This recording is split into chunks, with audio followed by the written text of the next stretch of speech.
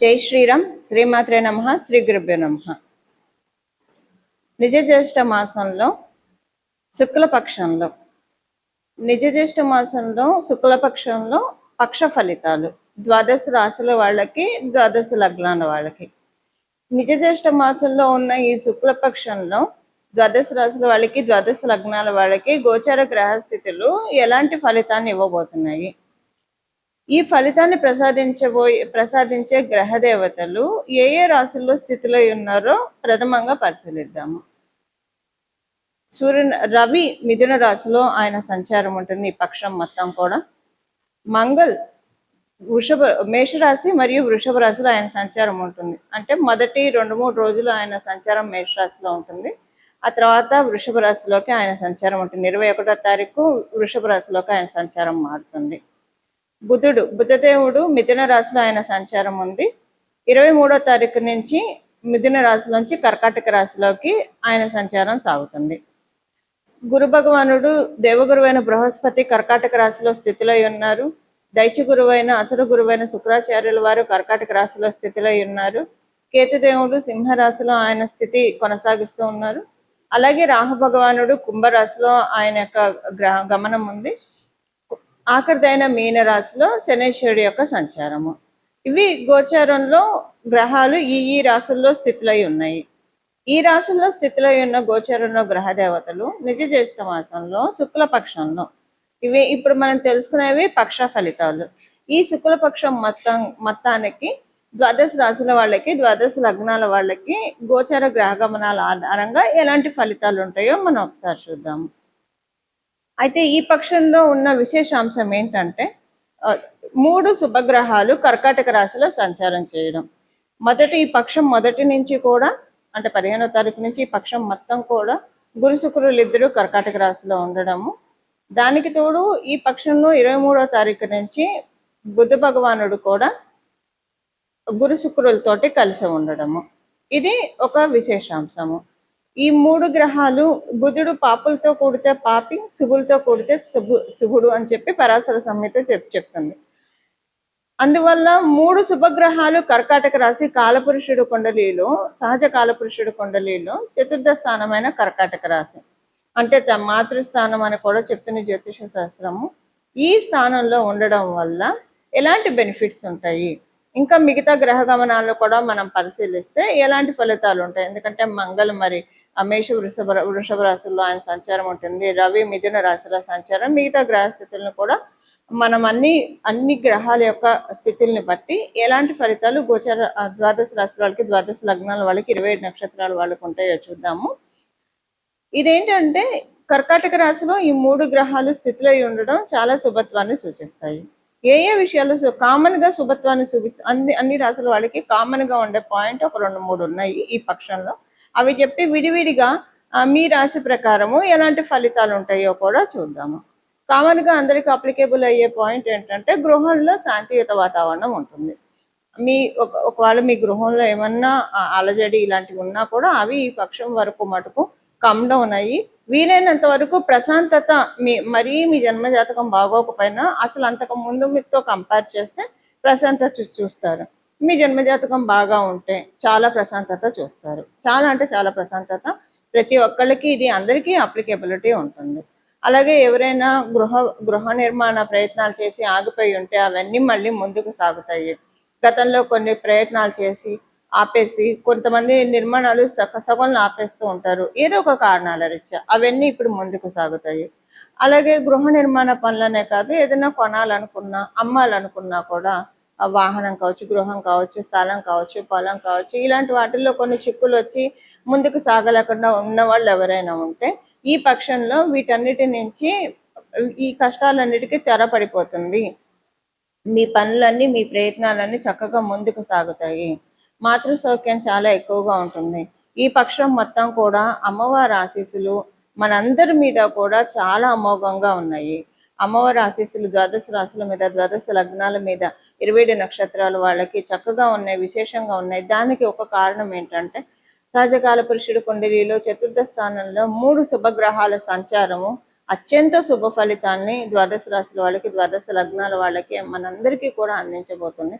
ఇంకా ఒక పసిపిల్ల కనుక తల్లి దగ్గర ఉంటే అన్ని టైం టు టైం అమ్మ చూసి పెడితే ఎంత చక్కగా తినటం ఆడుకోవడం, అంటే వాళ్ళకి ఇంకా వేరే పని ఏమి ఉండదు, ఎంత హ్యాపీగా ఉంటారు. అలాగా ఈ పక్షంలో ప్రతి ఒక్కళ్ళకి కూడా మానసికంగా అంత ప్రశాంతంగా ఉంటుంది. అమ్మవారు మానసికంగా మనందరినీ ఊరడించే శుభ సమయము. మానసికంగా గత కొన్నాళ్ళుగా గోచారంలో ఉన్న గ్రహస్థితుల రీత్యా ఎవరి లెవెల్కి తగ్గట్టు వాళ్ళకి ఏదో ఒక టెన్షన్, బాగా టెన్షన్ ఉంది, మామూలుగా కాదు. ఇంకా కొంతమందికి అయితే జాడించి కొట్టింది ఈ టెన్షన్. కొంతమందికి వాళ్ళ జాతక బలాబలాలను అనుసరించి అసలంటూ గోచారంలో ఉంది కాబట్టి కొంత టెన్షన్ పడ్డారు. అంటే అవుట్ ఆఫ్ 100% 30% అయితే టెన్షన్ పడ్డారు. ఇప్పుడు దాంట్లోంచి అందరూ ఏకకాలంలో ప్రశాంతతని పొందే టైం మొదలైంది. ఇప్పుడు ఉన్న ఈ పక్షంలో ఉన్న గోచర గ్రహస్థితుల ఆధారంగా ఇది ఈ పక్షం వరకు అయితే కన్ఫామ్గా ఉంటుంది. మీ జన్మ జాతకం మరీ దీనికి సపోర్ట్ చేయకపోయినా అంతకు ముందుతో పోలిస్తే ప్రశాంతత అయితే ఖచ్చితంగా చూస్తారు. ఇది ఆ అమ్మవారు మనందరికీ బ్లెస్ చేసే సమయము. ఈ సమయాన్ని మనందరం కూడా చాలా సద్వినియోగం చేసుకోవాలి. దీన్ని ఎలా సద్వినియోగం చేసుకోవాలి, ఏం చేస్తే ఇది మనకి సద్వినియోగం అయ్యి మనకి అక్కడికి వస్తుందో అది పరిహారాల్లో భాగంగా మనం తెలుసుకుందాం. మేషరాశి మేష లగ్నంలో పుట్టిన వాళ్ళకి ఈ పక్షంలో నేను మొదటే చెప్పాను, చతుర్థ స్థానం బలంగా ఉంది, అందరికీ మనసు ప్రశాంతంగా ఉంటుంది, ఇంట్లో శాంతియుత వాతావరణం ఉంటుందని. ఇది మీకైతే పర్ఫెక్ట్గా ఆప్ట్ అవుతుంది. సహజ కాల పురుషుడి కుండలిలో చతుర్థ స్థానం అవ్వడం వల్ల మీకు పర్ఫెక్ట్గా ఆప్ట్ అవుతుంది. తల్లిగారి మాతృ సౌఖ్యం ఎక్కువగా ఉంటుంది. మీ మదర్కి ది బెస్ట్ పీరియడ్ ఇది. అలాగే మీకు ఇంట్లో చాలా ప్రశాంతంగా అనిపిస్తుంది. ఇలా కదా గృహమే కదా స్వర్గసీమ అని ఎందుకంటారు, మీకు ఇప్పుడు లిటరల్గా అది అర్థమవుతుంది. ఇంట్లో చాలా హ్యాపీగా అనిపిస్తుంది. అన్ని పనులు కూడా చాలా చురుగ్గా చేసుకోగలుగుతారు. గృహానికి సంబంధించిన ప్రయత్నాలు, ల్యాండ్కి సంబంధించిన ప్రయత్నాలు ఏమైనా పెండింగ్ ఉంటే కనుక కొనాలన్నా, అమ్మాలన్నా, వాహనాలకు సంబంధించినవి అవన్నీ కూడా ఇప్పుడు మీరు చేయగలుగుతారు. వాటన్నిటికీ మీకు ఇప్పుడు అవకాశం చక్కగా ఉంటుంది. సంతానానికి సంబంధించిన కొన్ని ఖర్చులు ఉంటాయి, కానీ అవి మీకు సంతృప్తిని కలిగిస్తాయి. అలాగే మీకు ఏంటంటే ఈ పక్షం అంతా కూడా మంచి ఆలోచనలు రావడం వల్ల మీ ఆలోచనలు ఒక కాంపిటేటివ్ సక్సెస్ మోడ్లోకి వెళ్తారు. మీరు ఏదైనా ఆలోచన ఎలా వస్తుందంటే సక్సెస్ని సాధించే విధంగానే వస్తుంది. ఎప్పుడైనా మంచి మార్పు సక్సెస్ఫుల్ పాత్రలోకి మనం వెళ్ళాలంటే మనకి గొప్ప గొప్ప ఆలోచనలు వస్తేనే ఇవన్నీ జరుగుతాయి. అలా గొప్ప గొప్ప ఆలోచనలు వచ్చే సమయం ఇది. అయితే కొన్ని నిర్ణయాలు తీసుకునే సమయం కూడా. కొన్ని ముఖ్యమైన నిర్ణయాలు తీసుకుంటారు, దానికి కట్టుబడి ఉంటారు. కొన్ని ముఖ్యమైన నిర్ణయాలు తీసుకున్నా కూడా వాటిని మీరు వదిలేస్తారు. కొన్ని కారణాల వల్ల అవి మీరు ముందుకి కొనసాగించలేకపోవచ్చు. బట్ మీ జన్మజాతకం కనుక చాలా స్ట్రాంగ్గా ఉంటే అన్ని నిర్ణయాలు కూడా మీరు ఇంప్లిమెంట్ చేస్తారు, ఎలాంటి ఇబ్బంది ఉండదు. మీ జీవిత భాగస్వామికి వాళ్ళ కెరియర్లో చాలా బాగా ఉంటుంది. ఒకవేళ మీరు ఆడవాళ్ళు అయితే మీ జీవిత భాగస్వామి కెరియర్లో బాగా రాణించే సమయం. మీరు మగవాళ్ళు అయినా మీ జీవిత భాగస్వామి వర్కింగ్ ఉమెన్ అయితే కనుక తనకి చాలా బాగా ఉంటుంది. మంచి లైమ్ లైట్లోకి వెళ్ళే టైము. ధనపరంగా, ఆదాయపరంగా చాలా మంచి అనుకూలతలు ఈ సమయంలో ఉన్నాయి. మీకు ఉంది, మీ జీవిత భాగస్వామికి ఉంది. ఇద్దరికి కూడా ఏకకాలంలో ఉన్న శుభ సమయము ఈ సమయము. పిల్లల విషయంలో అనుకూలతలు ఎక్కువగా ఉంటాయి. పిల్లలకి మంచి శుభ సమయము. ఆరోగ్య సమస్యలు ఏవైనా ఉంటే కనుక అవన్నీ కూడా కమ్ డౌన్ అయ్యే సమయం. మీకు, మీ కుటుంబ సభ్యులకి ఆరోగ్యపరంగా చాలా అంటే చాలా అనువైన సమయము. గురు భగవానుడు మీ అష్టమ స్థానం మీద దృష్టి పెట్టడం వల్ల మీ ఆరోగ్యం, మీ కుటుంబ సభ్యుల ఆరోగ్యం రెండు కూడా ఏకకాలంలో పదిలంగా ఉండబోతూ ఉన్నాయి ఈ సమయంలో. అలాగే మీకు, మీ నాన్నగారికి కొంత ఆరోగ్య సమస్యలు ఏమైనా ఉంటే అవన్నీ సెట్ రైట్ అయ్యే శుభ సమయం. ఏమైనా గవర్నమెంట్కి సంబంధించిన పనులు పెండింగ్ ఉంటే అవన్నీ కూడా, అంటే లేదా అన్ని గవర్నమెంట్కి సంబంధించినవి అవ్వకపోవచ్చు, ఇన్ఫ్లుయెన్షియల్ పర్సన్స్ తోటి ఏమన్నా పనులు పెండింగ్ ఉంటే అవన్నీ కూడా చక్కగా జరిగే సమయము ఈ సమయము. ఇలా మీకు ఈ పక్షం అంతా కూడా చాలా సంతోషంగా, ఆనందంగా ఉంటుంది. మంచి రిజల్ట్స్ ఈ పక్షంలో మీరందరూ కూడా చూడబోతున్నారు. కాకపోతే ఒకే ఒకటి, మీకు ఎల్డర్ సిబ్లింగ్స్ ఉంటే, అంటే మీకు తమ్ముళ్ళు చెల్లెళ్ళు కాదు, అక్కలు అన్నలు కనుక ఉంటే వాళ్ళతోటి మనస్పర్ధలు అదొక్కటే మీకు చాలా చికాకు అనిపిస్తుంది. ఇన్ని బాగున్నాయి, ఇదొక్కటే మీకు మళ్ళీ తమ్ముళ్ళు చెల్లెళ్ళు ఉంటే ఇది ఉండదు. ఎందుకో మీరు సంతోషంగా ఉండడం వాళ్ళు చూడలేక మీ మీద అంటే ఏదో ఒక చెడు ప్రచారం చేయడమో లేదంటే మీతో తగువ పడడమో చేస్తారు. లేదు మీ జన్మ జాతకాలు బాగా ఉండి మీ బాండింగ్ బాగుంటే కనుక వాళ్ళు ఏదో ఒక సమస్యలో ఉండడము, ఆరోగ్యపరంగానో లేకపోతే వృత్తి రీత్యానో డబ్బు పరంగానో అది మీకు ఒక తలకాయ నొప్పిగా అనిపిస్తుంది. అంటే బాగున్నాం కదా, ఇప్పుడు వాళ్ళ గురించి టెన్షన్ ఎక్కువగా ఉంటుంది. ఏదో ఒకటి డైరెక్ట్లీ ఇండైరెక్ట్లీ వాళ్ళ నుంచి టెన్షన్ ఉంటుంది మీకు. అది ఒకవేళ మీకు అక్కలు అన్నలు ఉంటేనే ఈ పాయింట్ వాళ్ళ నుంచి ఉంటుంది. తమ్ముళ్ళు చెల్లెళ్ళు ఉంటే ఈ పాయింట్ మీరు ఇగ్నోర్ చేసేయండి, మీకు అసలు ఈ పాయింట్ అప్లికేబిలిటీ ఉండదు. ఇవి ఈ పక్షం యొక్క గోచార గ్రహస్థితుల ఫలితాలు, శుక్లపక్ష గోచార గ్రహస్థితుల ఫలితాలు మేషరాశి మేషలగ్నంలో పుట్టిన వాళ్ళకి. పరిహారం వచ్చేసేసి అమ్మవారి ఆరాధన. చతుర్థ స్థానం కాలపురుషుడు కుండలిలో బలంగా ఉండడం వల్ల మీరు లలిత అమ్మవారి ఆరాధన చేస్తారా, శ్రీ మహాలక్ష్మి అమ్మవారి ఆరాధన చేస్తారా, లేదా సరస్వతి అమ్మవారి ఆరాధన చేస్తారా, ఏ అమ్మవారి ఆరాధన చేసినా మంచిదే. గ్రామదేవతల అమ్మవారి ఆశీస్సులు తీసుకోవడానికి ఇది చాలా శుభ సమయము. ఏదైనా ఒక గ్రామదేవత అమ్మవారి ఆలయానికి వెళ్ళి మీకు కుదిరితే ఏదో ఒకటి అమ్మవారికి సమర్పించుకోండి. చీర సమర్పించుకుంటారా, పసుపు కుంకాలు సమర్పించుకుంటారా, పూలు సమర్పించుకుంటారా, మీ శక్తి అనుసారం ఏది సమర్పించుకోగలిగితే అది సమర్పించుకోండి. లేదా మన మనసే అసలు మనం చేయాల్సిన ఇవన్నీ భగవంతుడు ఇచ్చిందే, మళ్ళీ తిరిగి భగవంతుడికే సమర్పించా. కానీ మన మనసు మట్టుకు సమర్పించడం చాలా కష్టంగా ఉంటుంది. ఎందుకంటే అనేక ఆలోచనలతో మన చుట్టూ ఏదో ఒక ఆలోచన ఉంటుంది. ఫ్యూచర్ గురించో, పాస్ట్ గురించో, ఇంకొక ఫ్యూచర్ గురించి ఇన్సెక్యూరిటీనో, లేదా ప్రజెంట్ గురించి ఆలోచన. ఇలా ఎప్పుడు మైండ్ మన మనసు ఆలోచనలతో సరెండర్ అయిపోయి ఉంటుంది, హైజాక్ అయిపోయి ఉంటుంది మన బ్రెయిన్ ఈ ఆలోచనలతో. ఈ ఆలోచనలు లేకుండా మనసుని నిష్కల్మషంగా అమ్మవారి దగ్గర పెడితే అదే నిజమైన పూజ, అదే నిజమైన భక్తి సమర్పణ. అలా చేయగలిగితే ఇంకా మంచిది. మీరు ఏవి కూడా ఇవ్వక్కర్లేదు, కానీ మొత్తం 1000% కాన్సన్ట్రేషన్ మనం చేసే దేవీ దేవతల మీదే పెట్టాలి. ఒక్క ఆలోచన కూడా మైండ్లో రాకుండా. అది పూర్తిగా సాధ్యం కాదు. కాబట్టి ఇలాగ మనకు తోచినవి ఆచారకాండను ఫాలో అవుతూ మనకి తోచిన సుమంగళి ద్రవ్యాలు అమ్మవారికి సమర్పిస్తూ యాదేవి సర్వభూతేషు బుద్ధి రూపేణ సంస్థితం నమస్తస్సే నమస్తస్సే నమస్తస్సే నమో నమః అని మనసులో అమ్మవారిని ధ్యానించుకోవాలి. అమ్మవారు బుద్ధి రూపంలో మనకుండి మంచి బుద్ధిని ప్రసాదించి మంచి సచ్చింతన, సద్భావన ఇలాంటివన్నీ మనకి కలిగించి మనం సద్భావన ఎప్పుడు చేసామో అది ఆ సద్భావనే అమ్మవారి పూజ. సచ్చింతన ఎప్పుడైతే చేసామో అదే అమ్మవారి పూజ. మనం పూజా మందిరంలో చేసే పూజ అంతా ఒక ఎత్తు అయితే మన మనసుతో చింతించే చింతలన్నీ కూడా నెక్స్ట్ లెవెల్ పూజలుగా మనం పరిగణించాలి. అంటే ఉత్కృష్టమైన పూజలు ఇవన్నీ కూడా. అలా మన ఈ మాసం ఈ పక్షం మొత్తం కూడా అమ్మవారికి దేవి అన్న నామంతో అమ్మవారిని మనం పిలిస్తే అమ్మవారి తొందరగా సంతృప్తి చెందుతారు. అందుకే మనం ఇప్పుడు చెప్పబోయే ఈ శ్లోకాన్ని ప్రతిరోజు మనసులో మీరు ఏ పని చేస్తున్నా కూడా మనసులో అనుకోవచ్చు. ఆ శ్లోకం ఏంటో ఇప్పుడు చెప్తాను. యాదేవి సర్వభూతేషు బుద్ధి రూపేణ సంస్థితం నమస్తస్సే నమస్తస్సే నమస్తస్సే నమో నమః.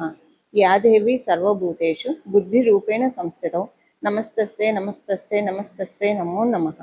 యాదేవి సర్వభూతేషు బుద్ధి రూపేణ సంస్థితం నమస్తస్సే నమస్తస్సే నమస్తస్సే నమో నమః. దీంట్లో మీకు ఏ కామ్యం ఉంటే అది మీరు చేర్చుకోవచ్చు. ఉదాహరణకి మీకు సరస్వతి అమ్మవారి కటాక్షం కావాలి, విద్యల్లో బాగా రాణించాలి, లేదా జ్ఞాపక శక్తి, ధారణా శక్తి అని అంటాం మనం సంస్కృతంలో. ధారణా శక్తి అంటే జ్ఞాపక శక్తి పెరగాలన్నా, మనం ఏదైనా సరే మంచి నిర్ణయాలు, తెలివిగల నిర్ణయాలు తీసుకోవాలన్నా, ఏదైనా సబ్జెక్టు స్టడీ చేయాలన్నా అప్పుడు యాదేవి సర్వభూతేషు విద్యాలక్ష్మి రూపేణ సంస్థితం నమస్తస్సే నమస్తస్సే నమస్తస్సే నమో నమః. యాదేవి సర్వభూతేషు విద్యాలక్ష్మి రూపేణ సంస్థితం నమస్తస్సే నమస్తస్సే నమస్తస్సే నమో నమః.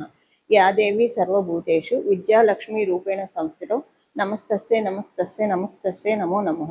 విద్యాలక్ష్మి అనే ప్లేస్లో మీరు సరస్వతి రూపేణ సంస్థితం అని పెట్టుకోవచ్చు, లేదా శారదా రూపేణ సంస్థితం అని పెట్టుకోవచ్చు, వాణి రూపేణ సంస్థితం అని పెట్టుకోవచ్చు, మీ ఇష్టం. ఇలా మీకు ఏ కోరుకుంటుంది. లక్ష్మీ కటాక్షం కావాలంటే యాదేవి సర్వభూతేషు శ్రీలక్ష్మీ రూపేణ సంస్థితం నమస్తస్సే నమస్తస్సే నమస్తస్సే నమో నమః. యాదేవి సర్వభూతేషు శ్రీలక్ష్మీ రూపేణ సంస్థితం నమస్తస్సే నమస్తస్సే నమస్తస్సే నమో నమః.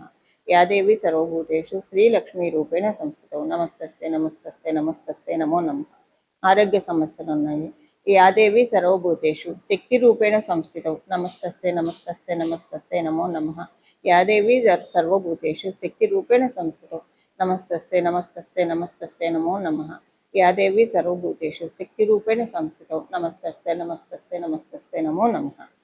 ఇలాగ ఒకవేళ మీకు కనుక పనులు చురుగ్గా చేయలేకపోతున్నారు, చాలా స్లోగా అవుతున్నాయి, పనులు ఏం ముందుకెళ్ళట్లేదు అంటే చైతన్య రూపేణ సంస్థితం అని పెట్టుకోండి. యాదేవి సర్వభూతేషు చైతన్య రూపేణ సంస్థితం నమస్తస్యై నమస్తస్యై నమస్తస్యై నమో నమః యాదేవి సర్వభూతేషు చైతన్య రూపేణ సంస్థితం నమస్తస్యై నమస్తస్యై నమస్తస్యై నమో నమః యాదేవి సర్వభూతేషు చైతన్య రూపేణ సంస్థితం నమస్తస్యై నమస్తస్యై నమస్తస్యై నమో నమః. ఇవేమీ వద్దు, మాకు అమ్మవారి పాద చింతన కావాలి, అమ్మవారే మాకు కావాలని అనుకున్నవారు యాదేవి సర్వభూతేషు సత్వరూపేణ సంస్థితౌ నమస్తస్యై నమస్తస్యై నమస్తస్యై నమో నమః యాదేవి సర్వభూతేషు సత్వరూపేణ సంస్థితౌ నమస్తస్యై నమస్తస్యై నమస్తస్యై నమో నమః యాదేవి సర్వభూతేషు సత్వరూపేణ సంస్థితౌ నమస్తస్యై నమస్తస్యై నమస్తస్యై నమో నమః. శ్రీమాత్రే నమః అని ఒకటి చివరిలో చేర్చుకోండి. దీనికి ముందు శ్లోకానికి తర్వాత ఇలా అమ్మవారిని పూజిస్తే సత్వగుణంలో అమ్మవారు ఉంటుంది.